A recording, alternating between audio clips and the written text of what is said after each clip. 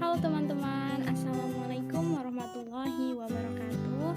Perkenalkan, nama saya Rita Yuliana dengan NPM 183109008. Saya dari jurusan Sosiologi Agama UIN Raden Intan Lampung. Video ini dibuat untuk pemenuhan tugas akhir mata kuliah Sosiologi Pendidikan dengan dosen pengampu Ibu Erin Nur Maulidia, SOS MPD. Teman-teman, gimana kabarnya nih? Masih semangat ya walaupun di kondisi yang masih pandemi ini? Semoga belajar kalian tetap semangat. Oke, pada video hari ini kita akan membahas tentang interaksi sosial dan juga kelompok sosial. Nah, mungkin teman-teman sudah nggak asing lagi ya dengan interaksi sosial dan juga kelompok sosial ini, karena kita sebagai makhluk sosial ini tentunya tidak akan terlepas dari yang namanya interaksi. Nah, mungkin teman-teman ingin tahu kan lebih lanjut apa sih nanti yang akan dibahas di interaksi sosial dan kelompok sosial ini? Langsung saja simak video berikut ini.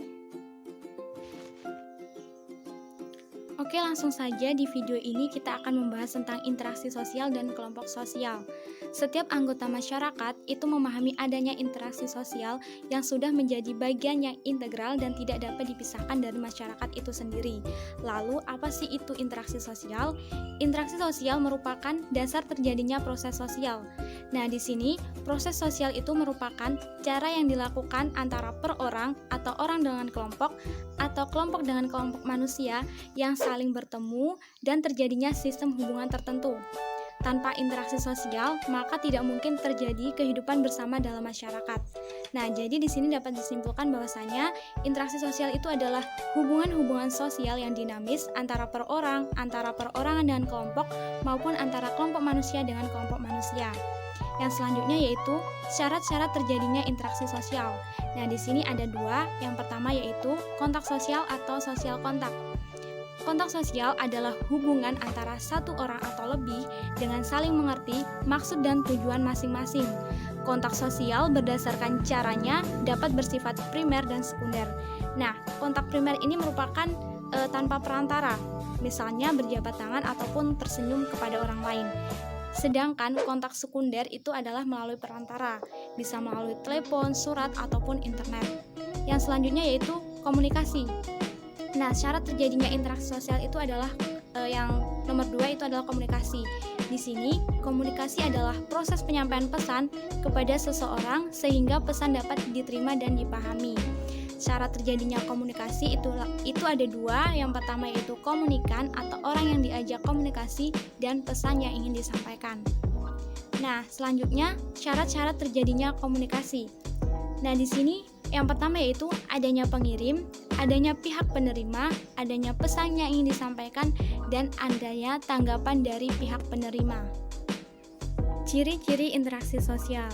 Yang pertama, adanya interaksi sosial yang jumlah pelakunya lebih dari satu orang.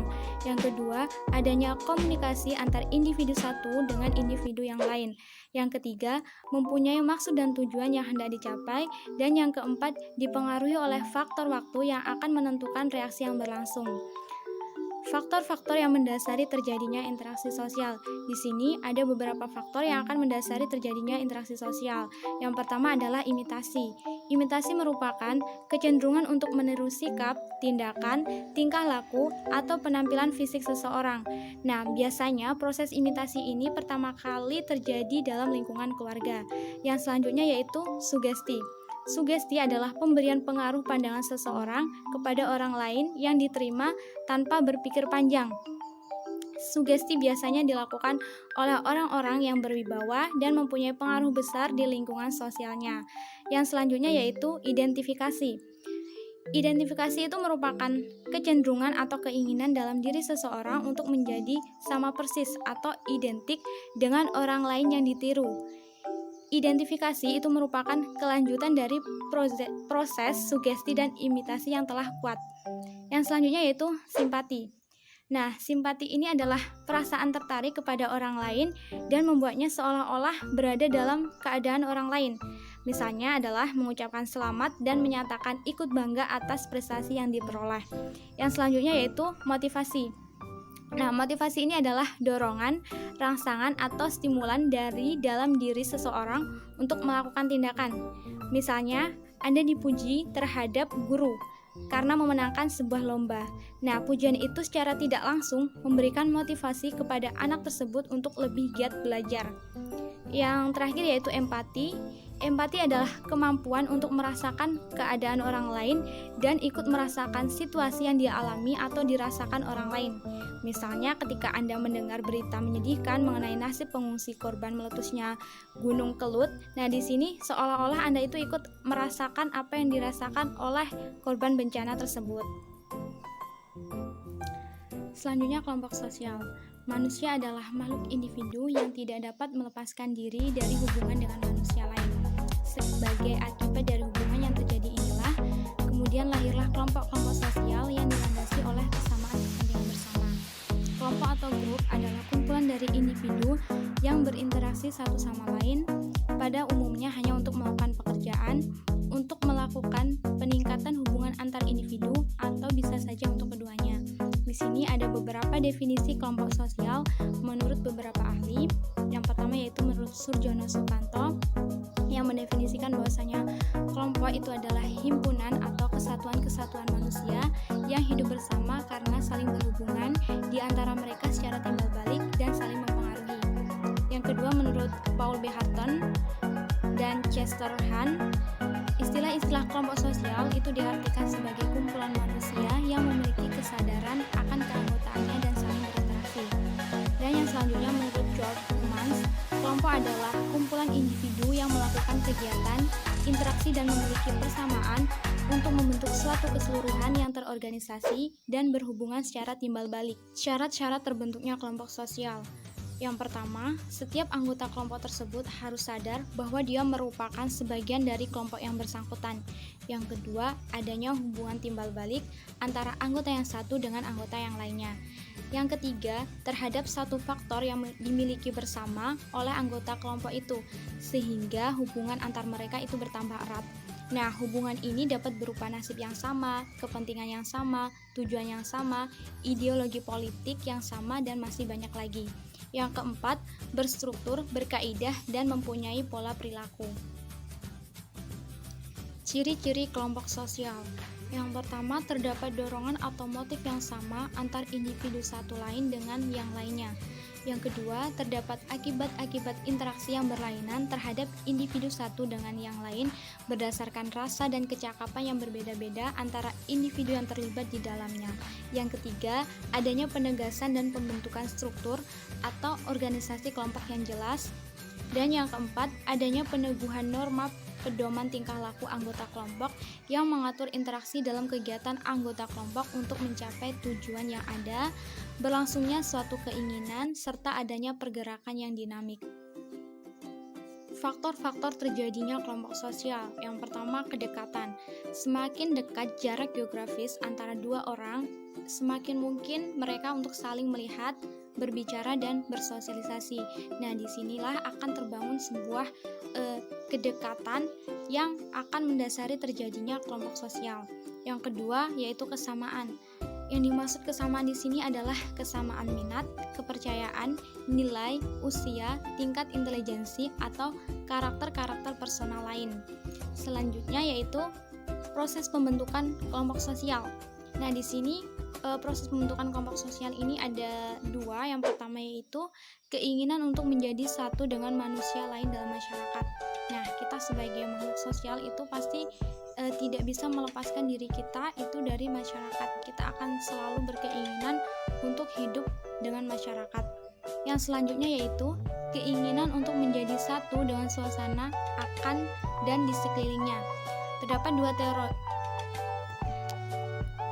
Proses pembentukan kelompok sosial. Pada dasarnya, manusia adalah makhluk sosial yang selalu membutuhkan bantuan orang lain. Dengan akal dan pikiran yang dimilikinya, maka manusia mampu menyesuaikan diri dengan lingkungannya secara cepat. Misalnya, untuk memenuhi kebutuhan sehari-hari, manusia mampu membuat makanannya sendiri.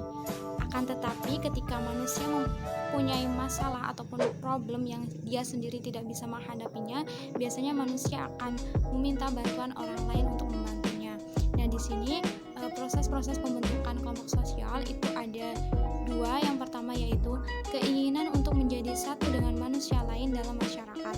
Yang kedua, keinginan untuk menjadi menjadi satu dengan suasana alam dan di sekelilingnya. Di sini ada dua teori tentang proses pembentukan kelompok sosial, yaitu teori identitas sosial oleh Billing.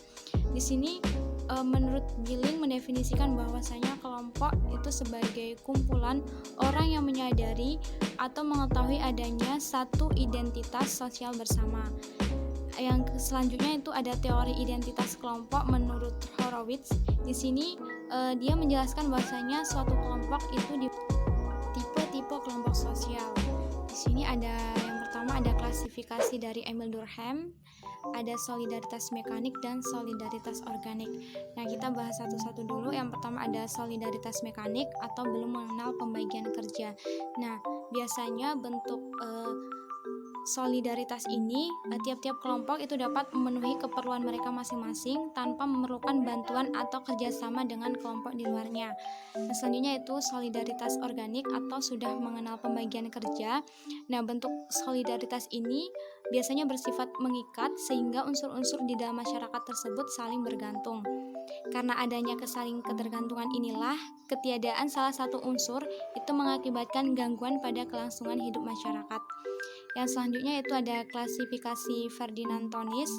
Di sini ada dua juga, yaitu ada Gemeinschaft dan Gesellschaft. Nah, Gemeinschaft ini adalah kehidupan bersama lebih intim, pribadi dan eksklusif. Maksudnya apa? Gemeinschaft ini merupakan kehidupan bersama yang intim, pribadi dan eksklusif. Nah, keterkaitan tersebut dibawa sejak lahir. Contohnya adalah ikatan perkawinan, agama, bahasa, adat, dan rumah tangga. Yang selanjutnya adalah Gesellschaft.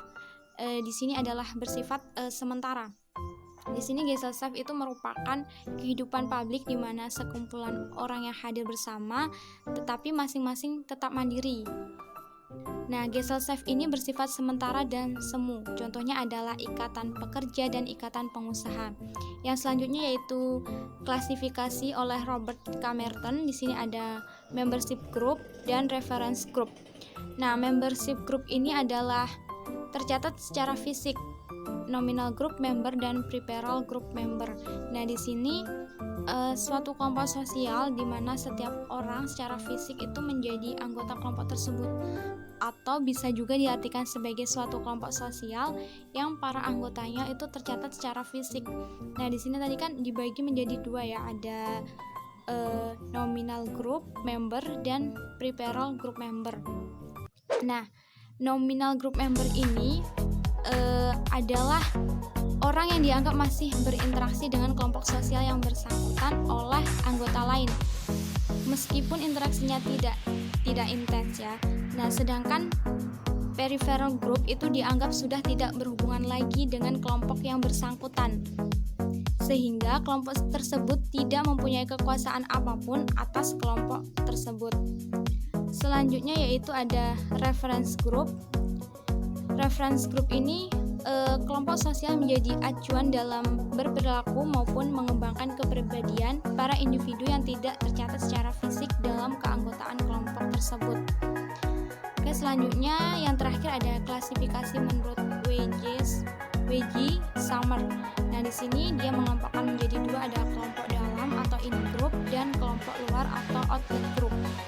Nah, kelompok dalam atau in group ini merupakan kelompok sosial yang individunya itu mengidentifikasikan dirinya dengan kelompoknya.